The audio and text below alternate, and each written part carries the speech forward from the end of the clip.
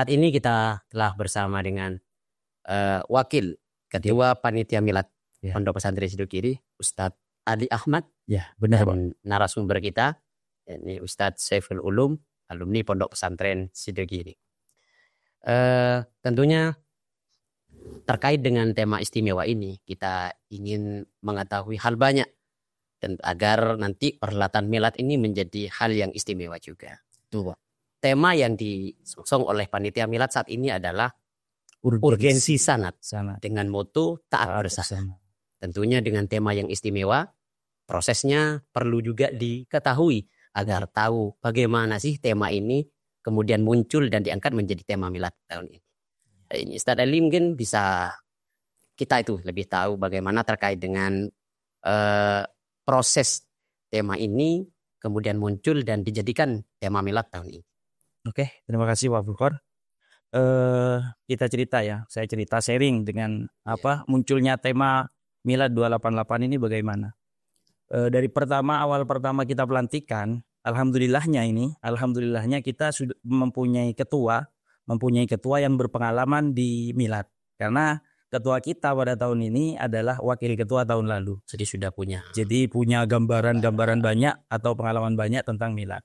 Jadi pertama kali kita dilantik itu semua panitia inti itu diharuskan untuk menyetor atau mengusulkan beberapa tema dari panitia inti. Dimulai dari panitia inti. Dimulai dari panitia inti, ya. Dan berikutnya juga kami menyebarkan surat ke beberapa instansi atau semua instansi itu kita kirimkan surat untuk mengusulkan beberapa tema juga. Instansi pesantren. Agar mereka juga mengusulkan tema. Dari situ kita mengambil beberapa tema yang menurut kami menggambarkan situasi sekarang yang sekarang terjadi, itu dikumpulkan menjadi satu, baru kita aturkan ke koordinator. Kemudian nanti terpilihnya dari koordinator, seperti itu. Jadi prosesnya panitia inti, kemudian juga panitia inti dengan yang dipilih dari kepala instansi yang lain juga di Sidogiri, kemudian dikumpulkan menjadi satu. Iya. Tentunya ini juga perlu dipertanyakan, kenapa gitu? Kenapa kok harus urgensi sanat ini yang menjadi tema pada tahun ini? Urgensi sanat ya, Bufan. Urgensi sanat sangat penting memang untuk kita bahas atau kita munculkan di Milad tahun ini. Kenapa? Karena berawal dari keresahan-keresahan. Ya, keresahan mungkin muncul dari yang mempunyai tema. Iya kan? Yang muncul dari yang mempunyai tema. Kan ini temanya berangkat dari usulan-usulan. Berarti saya membacanya ini keresahan dari yang mempunyai tema. Awal pertama kali yang mempunyai tema itu mempunyai keresahan dengan keadaan saat ini. Yang mana saat ini itu sangat kritis sekali. Artinya kritis itu tidak mementingkan sanad, Pak Furqon. Artinya banyak mereka itu bicara sendiri. Iya, bicara sendiri tanpa melalui sanad yang pas. Pokoknya bukan bicara sendiri, ngomong sendiri bukan gitu. Artinya bicara dengan tanpa ada referensi dan pengetahuannya begitu. Kebanyakan referensinya ngambil dari Google, mungkin tidak mengetahui sanad aslinya. Jadi penting bagi panitia milad kali ini mengangkat tema urgensi sanad dengan moto taat bersanad. Tapi kalau tadi mungkin petikannya terkait dengan bicara sendiri itu bicara dengan semaunya sesuai pengetahuannya saja. Iya. Tidak bereferensi, tidak punya referensi keilmuan guru dari ke guru kan gitu mungkin ya. Iya. Jadi dari keresahan itu sehingga mungkin pengusul tema ini memunculkan tema dan itu diterima oleh panitia. Oh, iya. Kalau boleh tahu juga nih Ustadz Ali ya. Ini kan kelihatannya nih tema terkait urgensi sanad ini. Kayaknya hubungan erat keislamiannya itu sangat, karena terkait dengan sanad sendiri kan diambil dari bahasa Arab itu sanad kan gitu ya. Kira-kira ada hubungannya nggak terkait dengan tema ini dengan tema-tema milad sebelumnya itu? Oh iya, yang menarik ini Pak Furqon.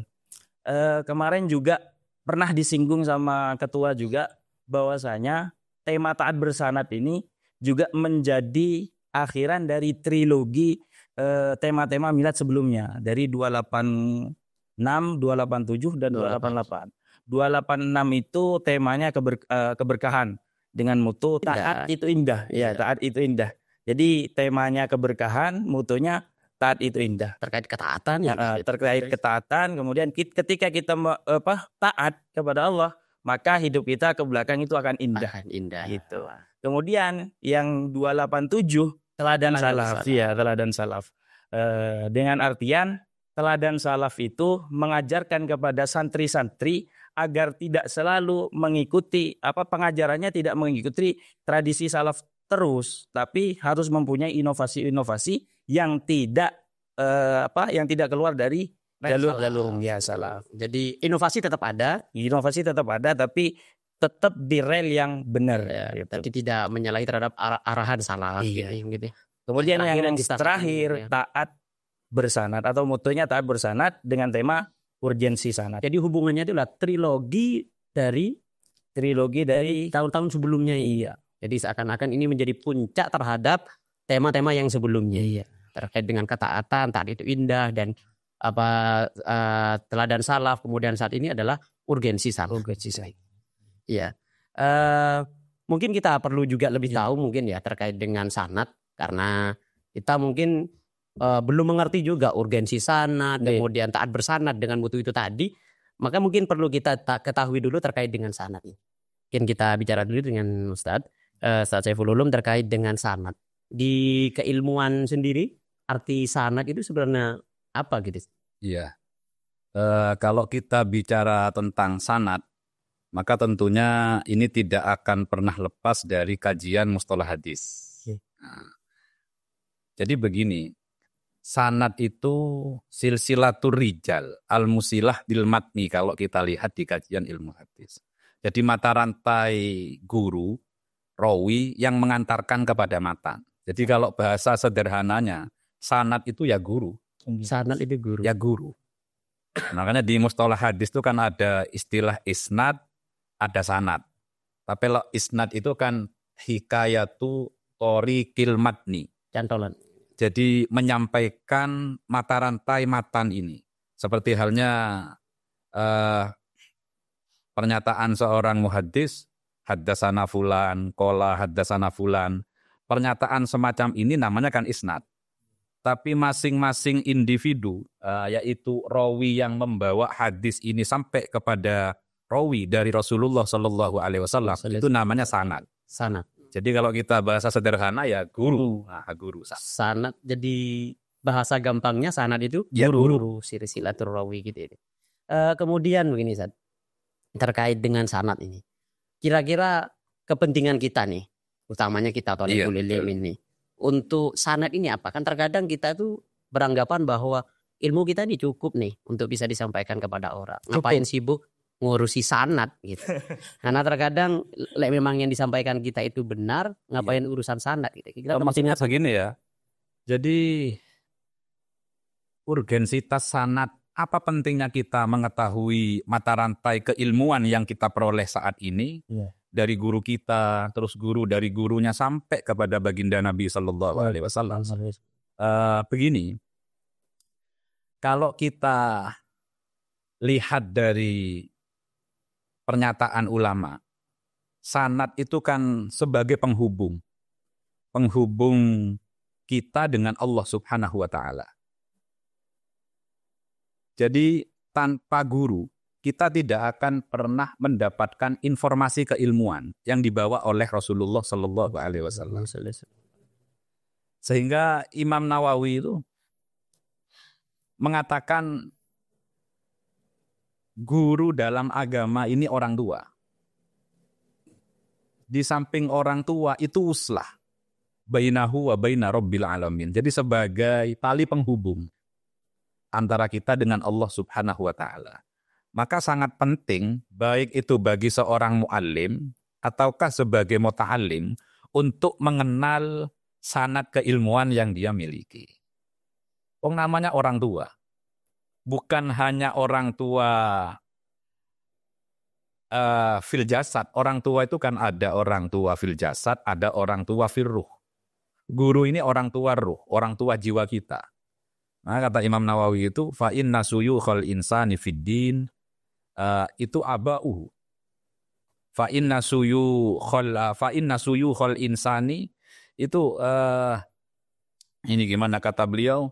Lengkapnya fa inna suyukhal insan, Karena guru seorang manusia fil ilmi itu aba'uhu fiddin, merupakan orang tua dia dalam urusan agama. Wa wuslah bainahu wa baina rabbil alamin, dan sebagai tali penghubung. Ya, mungkin terkait dengan maksud tali penghubung apa? Karena guru itu menjadi orang yang dapat mengenalkan seorang murid kepada Tuhannya, Pak, bagaimana dengan uslah? Iya, jadi maksudnya uslah itu guru ini sebagai pembawa informasi agama. Tentunya Rasulullah Shallallahu Alaihi Wasallam itu mengajarkan tidak langsung kepada kita, karena kita dengan Rasulullah dipisah dengan sekian generasi. Sudah 14 abad lebih hidup kita dengan Rasulullah Shallallahu Alaihi Wasallam. Tentunya dengan demikian, tanpa seorang guru kita tidak akan pernah kenal dengan syariat Nabi. Maka memang seyogyanya bagi seorang mu'allim atau muta'allim itu mengenal sanadnya. Mengenal sanadnya untuk mengetahui terkait dengan informasi yang sampai kepada dia. Kejernihan atau keaslian dari apa yang telah ia ketahui, seperti itu. Kalau boleh tahu nih Ustaz ya, terkait dengan sanad ini kan mungkin baru-baru ini nih, atau mungkin hanya saya saja mungkin yang dengar terkait dengan sanad ini. Ini kira-kira di zaman Nabi sendiri, orang-orang itu sudah sibuk terkait sanad enggak? Artinya orang itu menanyakan terkait siapa gurunya, dari mana sanadnya, begitu. Jadi begini, ketika Rasulullah Shallallahu Alaihi Wasallam masih hidup bersama dengan sahabat, dan sampai di era awal Khulafaur Rasyidin, ketika masih belum muncul fitan dan ahlul bid'ah, maka di saat itu mereka tidak sibuk dengan urusan sanad. Ketika ada informasi hadis Nabi, mereka tidak pernah tanya, kamu dapat dari siapa? Tapi ketika muncul fitan, sudah banyak waktu itu yang membawa tentang fitan dan bid'ah. Maka ketika ada informasi keagamaan, mereka selalu bilang, sammu lana rijalakum. Coba sebutkan, ini guru kamu siapa yang membawa informasi ini? Ketika mungkin kalau mungkin bisa diungkapkan fitnah tadi, banyak ungkapan yang disandarkan ke Rasulullah, cuma yang tidak semestinya, Pak. Sepertinya ini sejak munculnya Khawarij dan Rafidhah. Jadi di era sahabat ketika sudah muncul kelompok Khawarij dan kelompok Rafidhah, maka dengan demikian informasi itu sudah mulai disaring. Kelompok-kelompok nyeleweng ya makanya dilihat kalau memang yang membawa informasi itu min ahli sunnah, maka fayukhadu hadisuhu, maka hadisnya diambil. Tapi kalau ini min ahlil bid'ah, maka fala yukhad hadisuhu. Seperti ini seperti yang disampaikan oleh Imam Ibnu Sirin dan dinukil oleh Imam Muslim di Muqaddimah Sahih Muslim itu. Jadi kalau kita bicara sanad di awal-awal Islam tidak begitu dipentingkan. Karena masih belum muncul kelompok-kelompok yang menyelewengkan ajaran Islam. Belum ada yang membawa sesuatu yang tidak semestinya. Yang tidak semestinya, betul. Ditanyakan terkait dengan kebenarannya, keasliannya. Seperti Sehingga ungkapan tadi, sammu rijalakum, bahwa sebutkan guru-guru kalian untuk menyatakan terkait dengan informasi kebenarannya. Ya, jadi untuk menfilter sudah ini. Apakah ini informasi min ahli sunnah ataukah min ahlil bidah. Jadi barometernya sudah rawinya. Makanya di antara fungsi sanad itu kan di samping mi'yar juga ini misbar. Jadi sebagai alat pengukur juga sebagai pendeteksi kebenaran sebuah informasi. Sebagai seperti itu. Mungkin ada sebagian kisah. Ada sebagian kisah terkait dengan upaya ulama. Upaya ulama dilihat dari tadi bahwa fitnah itu kemungkinan akan berlanjut sampai saat ini. Tentunya mungkin kita perlu tahu terkait dengan upaya ulama dulu untuk menjaga kemurnian sanad itu seperti apa, kisah-kisah mereka. Oh ya, jadi begini ya, sanad itu dalam dunia Islam memiliki peranan yang sangat penting. Hemat kami cukup pernyataan Abdullah ibnul Mubarak yang mengatakan beliau al-isnadu minad-din, wa fi riwayatin al-isnadu indi minad-din, walau lal-isnadu laqala man sya'a ma sya'a. Walakin idza qila lahu man haddatsak, gitu kan, bagia. Jadi isnad ini kata beliau Abdullah ibnul Mubarak bagian daripada agama. Karena andaikan tidak ada isnad, maka tentunya orang akan seenaknya membawa informasi seenaknya karena tidak akan pernah terfilter. Tapi ketika ada orang membawa informasi lalu ditanyakan, kamu dapat dari siapa? Terus orang sebelumnya kamu dapat dari siapa? Maka dia bakia.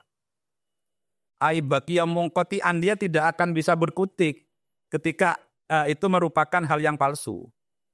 Iya. Sekarang ini kayaknya meskipun informasi palsu, pokok dibungkus. Iya, makanya. Iya sudah percaya gitu. Ada ilmiahnya sudah. Iya. Yang kedua begini, umat Nabi Muhammad itu memang umat yang sangat istimewa. Satu, ada khosois yang yata'allaq bidati syariah. Mulai dari ibadah, muamalah, dan mudha'afatul ujur. Pahala yang dilipat gandakan. Ibadah dan muamalah di umat Nabi Muhammad itu sangat begitu mudah sekali. Ini yang yata'allaq bidati syariah. Ada yang kedua, khosois yata'allaq bi khidmati syariah. Baik itu proses nakal, proses transmisi, begitu juga tadwinnya. Ini sangat istimewa, tidak pernah dimiliki oleh umat-umat sebelumnya. Khusus syariah.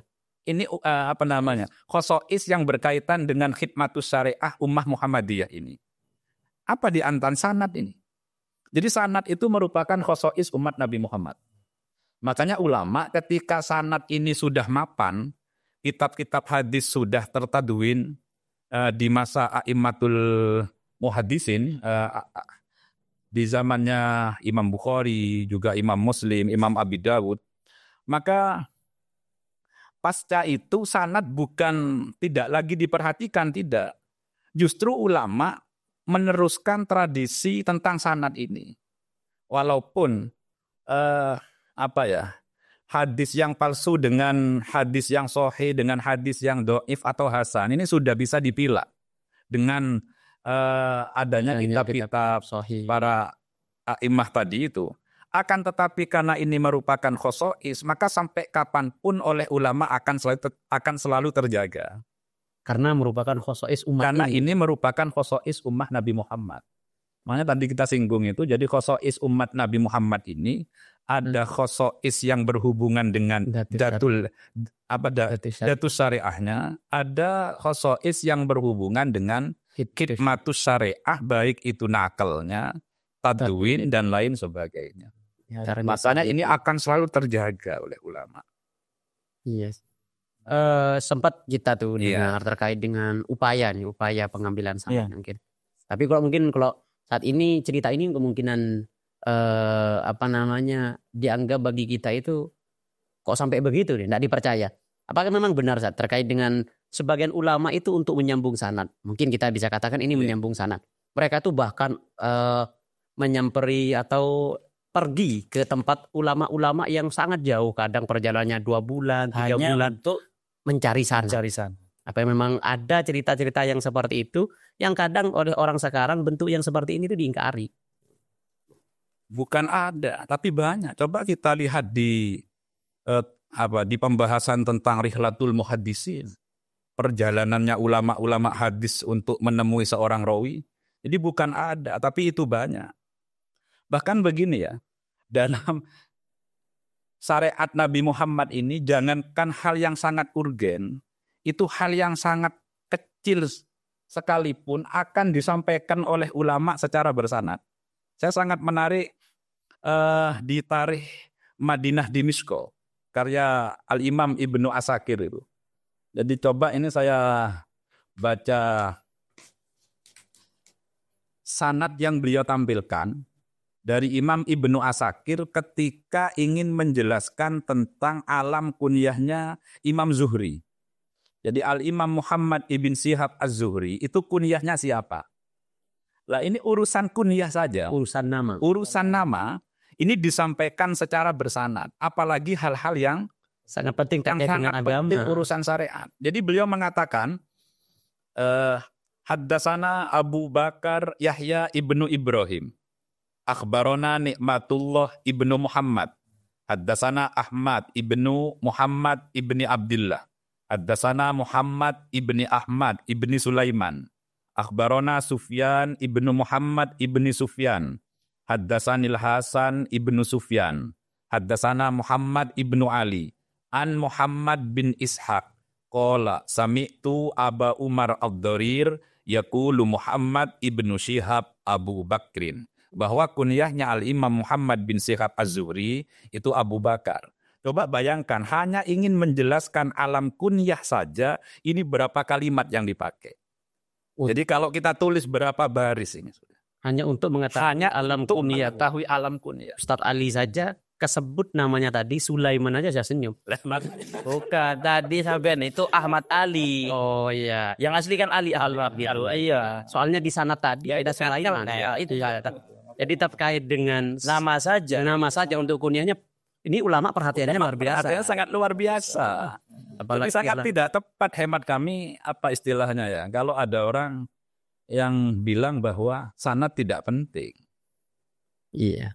Jadi sangat salah mereka yang mengatakan bahwa pokoknya apa yang disampaikan di ilmiah maka tidak perlu memperhatikan terkait dengan sanad gitu. Padahal ulama terkait dengan nama saja perlu untuk ditampilkan secara bersanad. Coba kita lihat juga di tafsir Tabari itu. Kadang beliau ingin menafsiri satu kalimat. Ini ada sekian baris yang ditampilkan sanad tadi itu untuk menafsirkan satu kalimat. Satu kalimat itu. Terkait dengan tafsiran para sahabat Al-Quran. Itu ditampilkan secara bersama. Satu kalimat. Sampai berbaris-baris hanya untuk satu kalimat. Makanya tema ihtibar kali ini, tema milad dan ihtibar untuk tahun ini sangat tepat sekali di di era-era sekarang yang sudah orang-orang yang bermunculan orang-orang yang suka dengan sanad ini, tapi suka untuk bicara. Tidak mau cari ilmunya, tidak mau cari gurunya, tapi suka untuk bicaranya. Nah, jadi cocoknya di situ tema milad saat ini begitu. Ngaji ke kiai itu adalah salah satu bentuk taat bersanad ala Sidogiri, Pak. Kalau tidak keliru ada 8 itu. Ya. Ada yang sama, ada juga qiraah ala syekh itu. Sama ini ya kalau di pesantren lebih tepatnya dengan ngaji bandongan.